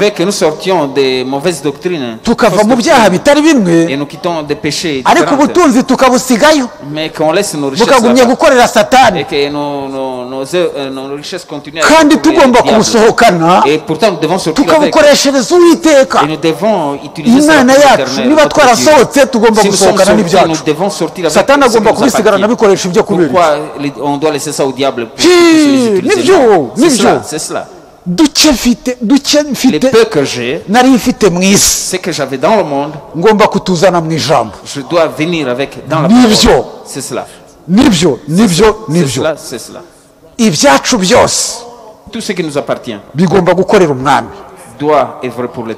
mu mubiri no mu mwuka iby'Imana iduhaye ibyo yaduhaye byose bigomba gukorera Uwiteka Imana yacu ishimwe kandi himbazwe hariya hantu harandyohera cyane hameze nk'ubuki muri njye hariya hantu numva handyoheye cyane hameze nk'ubuki muri njye Imana yacu ishimwe kandi numva handeye ishema iyo mpasomye numva handeye ishema numva Satani nta kintu namusigira ngo basigare oya naba nishe isezerano ntabwo ari byo Imana yacu ishimwe kandi himbazwe ibyo ni ukuri ngo noneho ku itariki 10 z'ukwezi kwa kabiri mu mwaka w'igihumbi kimwe 1656 uhereye ku kuremwa kwa Adamu uhereye ku kuremwa kwa Adamu ku gisekuruza cya Adamu Imana yacu ishimwe kandi himbazwe kuri iyo tariki kuri uwo munsi no muri uko kwezi no muri uwo mwaka Imana ibwira Nowa ngo injira mu mujyi entre dans erega l'arche. natwe dufite itegeko Nous aussi nous avons un ordre ryatubwiye ngo injira mu qui nous ijambo, dit d'entrer dans la parole. injira mu butumwa, Entre dans le message. injira muri gahunda yanjye. Entre dans mon programme. Dufite natwe inkuge yacu, Nous avons notre arche. inkuge yacu ni Yesu Et Kristo. notre arche c'est Jésus. nguri muri Yesu Kristo Celui qui est en Jésus-Christ, ntateka azacirwaho. il ne sera pas condamné. uwinjiye mu nkuge icyo gihe Celui qui entre dans l'arche à ce ntateka moment-là, ntateka yaciriweho. aucune condamnation n'était sur lui. Nibyo C'est cela. nibyo. C'est cela. kandi Nowa nawe yari yarangaye, Noé était distrait aussi. yibereye mu mwuka ashaka Il était kwigira en mu esprit nkuge. aussi. Il voulait entrer dans l'arche. Imana ibwira Nowa ngo Dieu dit à Noé, genda afate mu biribwa prenez dans ujyane mu nkuge dans ton grenier. Prenez ce qui ibiribwa est dans ton bizabatunga grenier. mu mubiri Prenez les nourritures et n'ibyo amenez muri ça dans kumwe, l'arche. ibizabatungana n'abo Ce qui muzaba va muri te kumwe nourrir avec cela avec qui tu seras mu minsi 40 pendant 40 jours. mu minsi 40 40 jours. kuko arimo imvura izaba irimo kugwa, Parce qu'il pleuvra. cyangwa pendant se ce moment-là. kugeza igihe muzasohokera mu nkuge Vous sortirez de l'arche mukongera gufata ubuzima busanzwe, et que vous preniez la vie mukinjira normale mu buzima bushya. et que vous entrez dans une nouvelle vie. Imana yacu ishimwe kandi himbazwe. Notre Dieu soit lui qui soit glorifié. ariko abasohotse mu nkuge Mais ceux qui sont sortis de l'arche, bari bafite ubuhamya. ils avaient un natwe umunsi témoignage. tuzagaragazwa Et quand nous serons manifestés aussi, tuzaba dufite ubuhamya. nous aurons un témoignage. Imana yacu ishimwe kandi Que himbazwe. notre Dieu soit lui qui soit injira glorifié. mu nkuge Entre dans l'arche. kuri iyo tariki, En cette date, ku itariki 10 z'ukwa kabiri en date du 10 mwaka w'igihumbi février kimwe magana atandatu mirongo itanu na 1656, gatandatu nibwo Imana yabwiye c'est là Nowa que Dieu ngo dit à injira mu Noé, nkuge disant, entre dans l'arche. n'ibyo muri kumwe Et avec tout Nabo ce que muri tu as, kumwe, et ta famille. ngo kuko iminsi 7 nishira Parce que après, nzashyanisha imvura mu minsi 40. j'amènerai la pluie pendant 40 jours. ibyo byose byari bifite cela, ikintu bivuze kuri twebwe. Cela était symbolisé quelque chose pour nous. noneho Ainsi, imvura yaguye gihe ki? quand est-ce qu'il a plu? ku itariki 17 En date du 17, z'ukwezi kwa kabiri au mois de février, mu mwaka w'igihumbi kimwe magana atandatu mirongo itanu na gatandatu en 1656, nibwo c'est là, ibijojoba les premières gouttes. ngo maze Merci. amazi yose Oui, tout l'eau yari agose isi qui enveloppait le monde. atangira kwisuka ku isi, Il a commencé à pleuvoir sur imigomero yo la mu terre. ijuru iragomororwa, Ainsi, les encluses du ciel imvura s'ouvrirent. iragwa. Ainsi, il imvura yaguye il a plu ku itariki 17 z'ukwezi kwa kabiri le 17 février mu mwaka w'igihumbi kimwe magana atandatu mirongo itanu na gatandatu 1656. uhereye kuri Adamu kugeza Et icyo gihe. Adam, jusqu'à ce moment-là. isi icirwaho iteka Et le monde fut condamné ainsi. abari mu isi abatubashye Imana icyo Ceux qui gihe n'ont pas obéi à Dieu, ceux qui n'ont pas ngo bararyaga. Dieu, ils buvaient. Yesu atanga impuguro ku byerekeranye no kugira ngo twirinde, Jésus nous donna l'exemple pour que nous puissions nous ngo garder. bararyaga, Ils baranywaga, buvaient, ils mangeaient, bararongoraga, ils se mariaient, barubakaga, ils construisaient. mbega bafite umunezero, Ils étaient dans la joie. ngo kugeza igihe Jusqu'au umwuzure jour waziye, où le déluge vint. kugeza igihe umwuzure Jusqu'à waziye. ce que le déluge vint. ariko Pawulo aravuga ati Mais Paul dit, mwebwe ntabwo muri mu mwijima, vous n'êtes pas dans ngo l'obscurité. uwo munsi uzabatungura, Pour que ce jour puisse vous prendre umunsi wo de kugaruka secours. k'umwami wacu Yesu Kristo C'est-à-dire le jour du retour de notre Seigneur Jésus-Christ. nugera, Quand cela arrivera, itabarwa ryacu rizaba notre ryageze. délivrance sera là. mbega ikigeragezo C'est-à-dire les tentations. tuzaba les preuves, tukinesheje. nous aurons gagné. kunesha, cette épreuve. unesha Ce sera la victoire. niyo ijambo rivuga ngo Quiconque vaincra, unesha azahabwa iki mu byahishura. c'est lui qui vaincra, il aura ceci. Muri ziriya nzandiko, C'est dans les muri lettres ziriya de nzandiko zirindwi l'Apocalypse, z'umugeni, les 7 lettres. ngo unesha azahabwa iki? C'est lui qui azahabwa vaincra, ikamba il ry'ubugingo. recevra ceci. unesha Il aura couronne. urupfu rwa kabiri C'est lui qui ntiruzagira icyo vaincra. rumutwara. La seconde mort ne fera rien. unesha C'est lui qui vaincra. azahabwa kurya kuri cya giti cy'ubugingo. C'est lui qui vaincra, unesha il aura de la unesha preuve de vie. unesha C'est lui qui unesha. vaincra, c'est lui qui vient. biragaragara yuko Ceci niba ijambo démontre rivuga ngo clairement, unesha, si la parole dit bigaragara yuko ceci est clairement ari visible intambara. qu'il y a une guerre. umukristo wese agomba kumenya yuko agomba kurwanya Et intambara le chrétien doit savoir comment il doit se battre mbere yo kunesha. avant de vaincre. Imana yacu ishimwe kandi himbazwe. Niyo Et que mpamvu notre Dieu soit loué, qu'il soit glorifié. niyo mpamvu mwenda yadusomeye, Si le frère a lu pour nous, nubwo tutahavuzeho, même si on n'a pas parlé de cela, ariko yavuze ibyerekeranye n'amategeko il a dit y'urugendo, en ce qui concerne les lois du voyage guhaguruka kwa et Abisiraheli. l'exode des peuples ni d'Israël. ukuvuga, C'est-à-dire, ndimo ndasoza, je vais reka terminer. nsoze. Laisse-moi terminer. ni ukuvuga C'est-à-dire, mu mategeko ajyanye n'iby'urugendo Et en ce qui concerne kuko Imana yavuze ngo parce que Dieu a dit, ndi Imana ya Aburahamu je suis le Dieu d'Abraham, na Isaka d'Isaac na Yakobo et de Jacob. kuri Yakobo Sur Jacob, niho Imana yongera c'est gutsindagira là que Dieu a encore plus niho souligné. Isaka C'est là qu'Isaac, aho umugisha Yakobo akawutsindagira et il donna la bénédiction à Jacob, et avuga ati soulignant cela. amahanga yose azaherwa Et tous les peuples seront bénis. avuga ati amahanga yose Et tous les peuples azagukomokaho qui viendront de toi, amahanga yose azaherwa umugisha muri c'est-à-dire Yesu tous les Kristo peuples seront bénis en ntabwo ari muri Jésus-Christ. Yakobo Ce n'est pas dans Jacob. ahubwo amahanga yose Et tous les peuples azagukomokaho viendront de toi.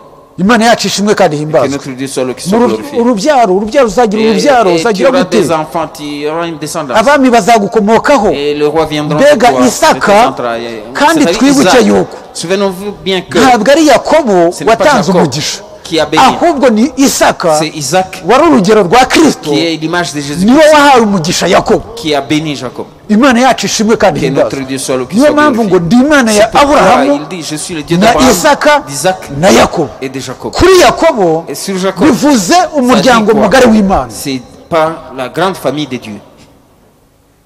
nibyo C'est cela. umuryango mugari w'Imana La niyo grande mpamvu famille de Dieu. abagiye C'est pourquoi bakurikiraho bose tous ceux qui ont suivi après, bagiye ils sont bagiye partis bitondera en faisant attention umubare 12 et en faisant attention au imiryango chiffre 12. 12 12 tribus ya bene Isiraheli ya bene Yakobo des fils de Jacob, Isiraheli Israël. Imana yacu ishimwe Notre Dieu kandi soit loué, himbazwe qu'il soit glorifié. ngo ntabwo ukiri Yakobo Tu n'es plus Jacob, ahubwo wiswe Isiraheli mais tu es devenu Israël. kandi kuri Yakobo Sur Jacob, Yakobo mwibuke yuko souvenez-vous que Jacob, niwe wabonye izamurwa c'est lui qui a vu l'enlèvement. yabonye urwego rushinze Il a vu hasi l'échelle basant sur terre, ruzamuka rukagera ku monter ijuru jusqu'au ciel. Imana yacu ishimwe Que kandi notre Dieu himbazwe soit loué, qu'il soit ni glorifié. kuri Yakobo C'est sur Jacob. kandi Yesu Kristo Et ainsi Jésus-Christ, niwe rwego c'est lui l'échelle. niwe ngazi yacu C'est lui utuririye l'échelle. kuri Yesu Kristo Si tu ne montes pas par ntabwo Jésus-Christ, wagera mu ijuru tu n'arriveras pas au Yesu ciel. Kristo Jésus-Christ, niwe rembo ry'ijuru c'est lui. Yesu Kristo c'est lui. niwe rwego rwacu C'est lui notre mbega chef. utamufasheho Si tu ne ngo touches pas à lui, umuzamukireho que tu montes par ntabwo lui, ushobora kugera tu mu ijuru n'arriveras pas à la portée du ciel. Imana yacu ishimwe kandi himbazwe Que notre Dieu soit le reka qui soit dusome glorifié. muri Yohana Nous igice allons cya lire mbere dans Jean chapitre reka 1. reka nsoreze aho ngaho reka Je nsoreze aho vais ngaho terminer par là. umurongo wa 10 na Yohana igice cya mbere Jean chapitre 1er, igice Jean cya mbere chapitre premier. umurongo wa 51 wonyine seulement verset 55. kuko ndagira ngo duhite dukora kuri iryo jambo Je veux qu'on touche seulement sur la kuri parole. icyo kintu Yakobo yabonye Et sur la kuko chose que kuri urwo rwego Jacob ndagira ngo avait duhite dusoma sur urwego l'échelle. kandi urwego urwo ari rwo Et de voir que c'est quoi cette échelle-là. kandi arongera aramubwira ati ni ukuri ndababwira yuko muzabona ijuru rikingutse abamarayika b'Imana bazamuka bavuye ku mwana w'umuntu bakamumanukiraho. En vérité, je vous l'ai dit, vous verrez le ciel ouvert et les anges de Dieu Ariko, monter et descendre sur le Fils kugira ngo bigendane de l'homme. ndagira ngo Pour qu'on puisse marcher dusoreze kuri iri ensemble, jambo je veux qu'on termine kuko sur ça. twegereje izamurwa Parce que twegereje nous sommes près izamurwa de l'enlèvement. twibuke ko twegereje izamurwa Souvenez-vous que nous sommes près ni de ngombwa l'enlèvement. ibi ngibi kugira ngo Il faut tubirebe que nous puissions voir cela kandi clairement. twizeye ubutumwa Et nous bw'intumwa avons cumi cru dans le n'ebyiri message des 12 apôtres zerekana imiryango 12 qui y'Abisirayeli démontrent qui sont l'image izamurwa de riratwegereye d'Israël. Et niyo mpamvu l'enlèvement est proche. C'est pourquoi. itangiriro 28 Et nous allons lire dans Genèse 28. 28. Genèse 28. 28 turuka ku Genèse murongo 28, commencez par turuka ku le murongo wa mbere verset. ugeze ku wa 15 ku wa Commencez 15 par le premier verset wa jusqu'au 15 15. none aho ngaho Ainsi, là, turaza kubona mu rwego nous allons voir cette Yakobo échelle. yabonye iki Qu'est-ce qu'il a vu? Yesu yavuze iki Qu'est-ce que Jésus a dit? Isaka ahamagara Yakobo amuhesha umugisha aramwihanangiriza ati ntuzarongore umunyakananikazi haguruka ujye ipadanaramu kwa Betuweli sogokuru usabe y'umugeni mu bakobwa ba Labani nyokorume kandi Imana ishobora byose guha umugisha ikororotse ikugwize ubiteraniro ry'amahanga kandi wowe n'urubyaro rwawe narwo ibaha umugisha yahaye Aburahamu kugira ngo uragwe igihugu cy'ubusuke bwawe icy'Imana yahaye Aburahamu. uretse gatoya no kuvuga ngo Isaka niwe wahawe umugisha Yakobo C'est-à-dire Jacob Isaac a reçu de la bénédiction. Kristo ni wo Il a umugisha donné la itorero. bénédiction. C'est ainsi que Christ donne aussi la Abizeye bénédiction. ubutumwa bw'intumwa 12. Ceux qui ont cru au message de 12 Niwe apôtres, watanze umugisha. c'est lui qui a donné la Imana yacu bénédiction. ishimwe kandi Que imbaza. notre Dieu Komeza. soit loué, qu'il soit glorifié. Komeza. isaka yohereza yakobo aragenda ajya ipadanaramu kwa labani mwene betuweli umwaramu umusaza wa rebeka nyina wa yakobo na isawu. kandi esawu abonye yuko isaka yahesheje yakobo umugisha akamwohereza ipadanaramu gusaba y'umugeni, kandi ko yamwihanangirije akimuhesha umugisha ati ntuzarongore umunyakananikazi, kandi ko yakobo yumviye se na nyina akajya ipadanaramu. Esawu abona yuko abanyakananikazi batanezeza se Isaka, ajya kwa Ishimayeli asabayo Maharati umukobwa wa Ishimayeli ya Aburahamu mushiki wa Nebayoti, amuharika babagore afite. Yakobo ava i Berisheba agenda yerekeye Harani, agera ahantu araharara buracya kuko izuba ryari rirenze. Yenda ibuye mu mabuye yaho araryisegura, aryamaho arasinzira. Ararota abona urwego rushinzwe hasi rukageza umutwe mu ijuru, abamarayika b'Imana baruzamukiraho bakarumanukiraho, kandi Uwiteka yarahagaze hejuru yarwo. Aramubwira ati ndi Uwiteka Imana ya sogokuru Aburahamu, Imana ya Isaka. Iki gihugu uryamyeho nzakiguha ubwawe n'urubyaro rwawe. Urubyaro rwawe ruzahwana n'umukungugu wo hasi, uzakwira iburengerazuba n'iburasirazuba n'ikasikazi n'ikusi, kandi muri wowe ni mu rubyaro rwawe nimwe imiryango yose yo mu isi izaherwa umugisha. Dore ndi kumwe nawe, nzakurinda aho uzajya hose, kandi nzakugarura muri iki gihugu, kuko ntazagusiga ntarakora ibyo nkubwiye. Yakobo arakanguka aravuga ati ni ukuri Uwiteka ari aha hantu, nanjye nari ntabizi. Aratinya aravuga ati erega aha hantu hateye ubwoba, aha hantu nta kindi ni inzu y'Imana, aha niho rembo ry'ijuru.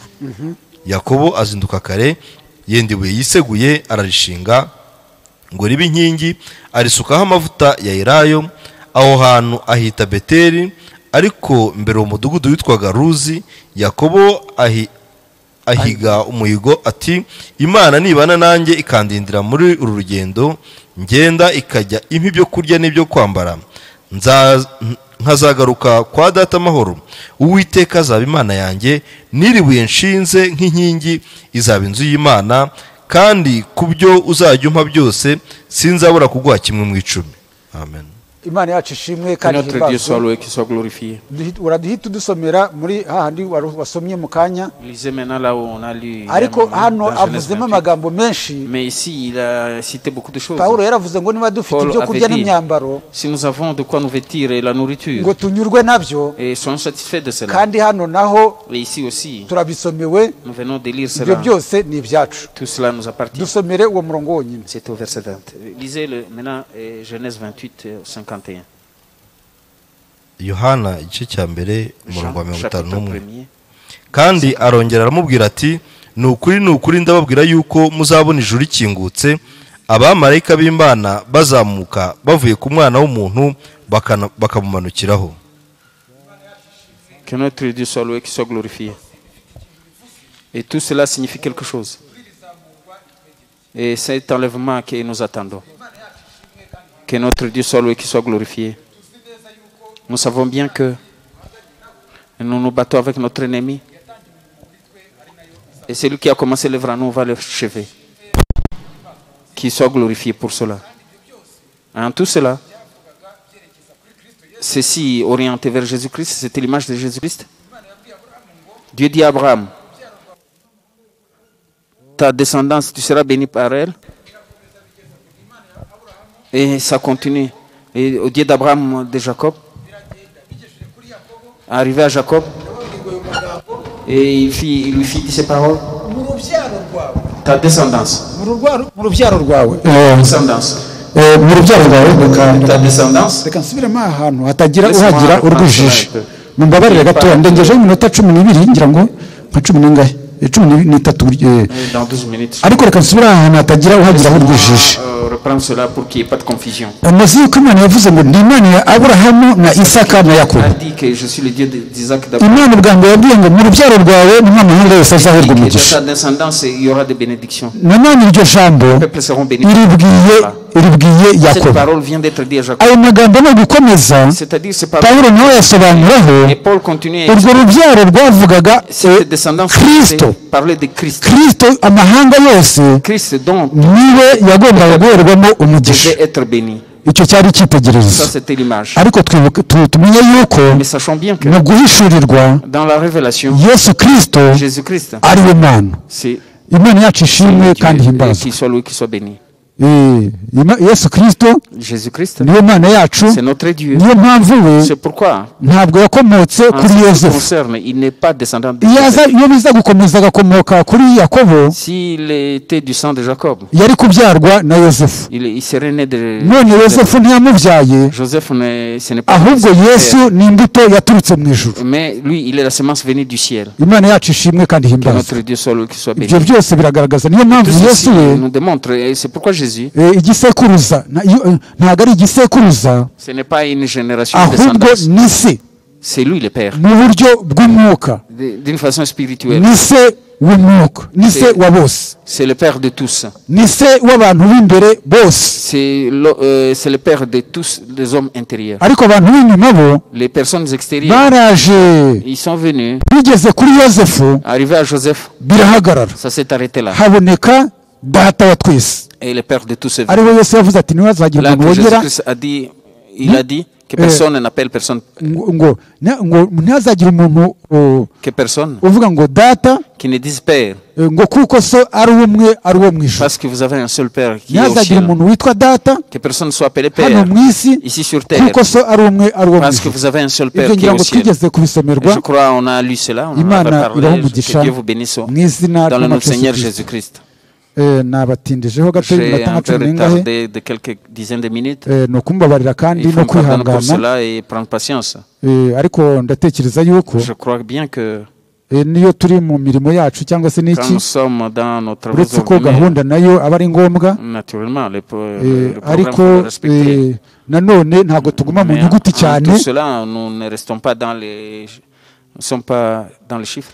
ariko na gahunda iba ari iya ngombwa. Mais Si nous ukuvuga devons yuko respecter- nous devons avoir de tuba l'autre. twayoboye yuko tugomba kugendera kuri gahunda, Et nous n'oublions pas que nous devons respecter l'autre. ariko Mais Imana yacu ishimwe kandi himbazwa ku que bw'ibyo notre Dieu soit loué, qu'il soit glorifié pour byose. cela. Nzi yuko iyo En bikorewe tout mu cela, rukundo quand nous faisons cela dans l'amour, Yesu araganza. et Jésus doit Imana ibahe être umugisha vainqueur parmi nous. mu izina rya Yesu Que Dieu, Kristo. que Dieu vous bénisse dans le nom du Seigneur Jésus-Christ. Reka banze dushime Imana. Nous allons rendre gloire à Dieu. Urakoze Mana y'icyubahiro, Merci Seigneur de gloire. turagushimiye muri kano Je te kanya remercie en ce moment. ku bw'ijambo ryawe Pour ta parole. duhaye, Et cette parole que tu viens de aho nous donner. navuze nk'umuntu undebera Alors, je munsi y'amaraso parlais yawe, comme homme, regarde-moi à travers ton sang. ariko aho ijambo ryawe ryavuze Mais là où urikomereze ta mu bwoko parole bwawe, a dit quelque chose et renforce urikomereze cela dans ton mu peuple, bugingo bwacu. dans nos vies. Nuko databuja dutegereje kugaruka kwawe. Nous attendons ta venue. Mwami, turagusaba kugira ngo ukomeze Te supplie gutegura pour que ubugingo tu bwacu, continues à préparer nos vies. tubashe gusa n'ijambo ryawe,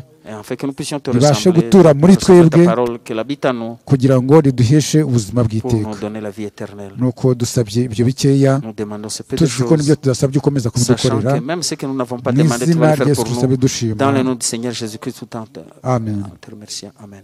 Imana ibahe umugisha Que Dieu vous bénisse. mu izina rya Yesu Dans Kristo. le nom de Jésus Christ. Imana ibahe umugisha. Que Dieu vous bénisse.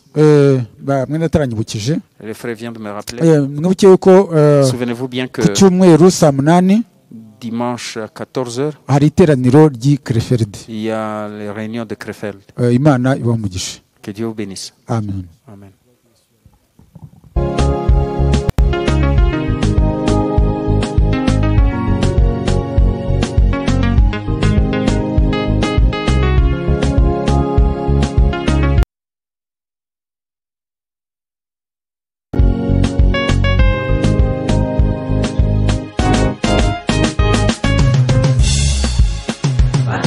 Imana mukomeze urugendo, igicuku kiranyishe, agakiza aratwegereye kurusha igihe twizereye.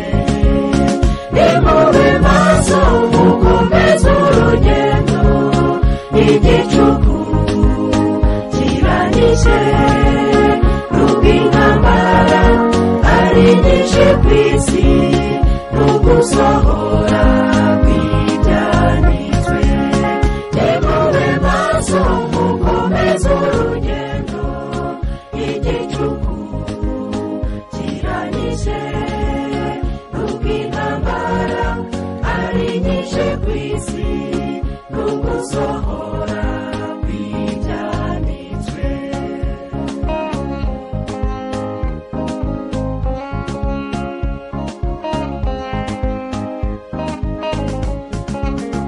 Umucyo w'igihe cy'umugoroba urarashe, inyenyeri yo mu ruturuturu ibanduye mu mitima y'abera.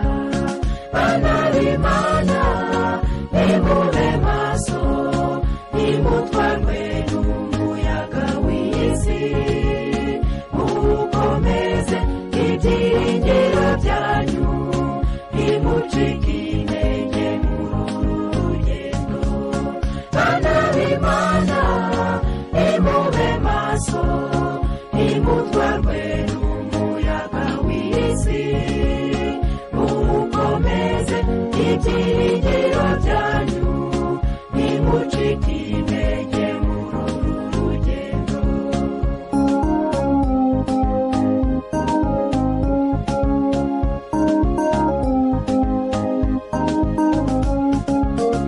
Abana b'Imana bari mu rugendo, ntibarangazwa n'iby'isi, amashyaka menshi, akarere n'amoko, ibyo mubiharira bisi.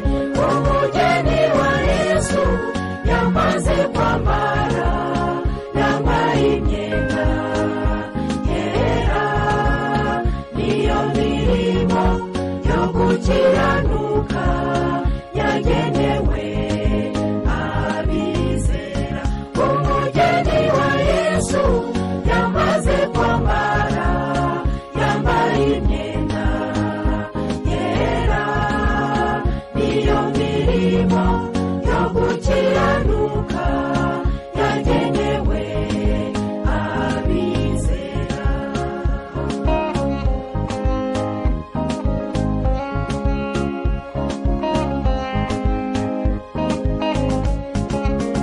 Umwami Yesu yaje gucungura umugeni, ijambo s'amadini, bitandukanye n'urugaga rwayo, kuko ibyari birangaza bisi. Umugeni wa Yesu arimbeshejwe ijambo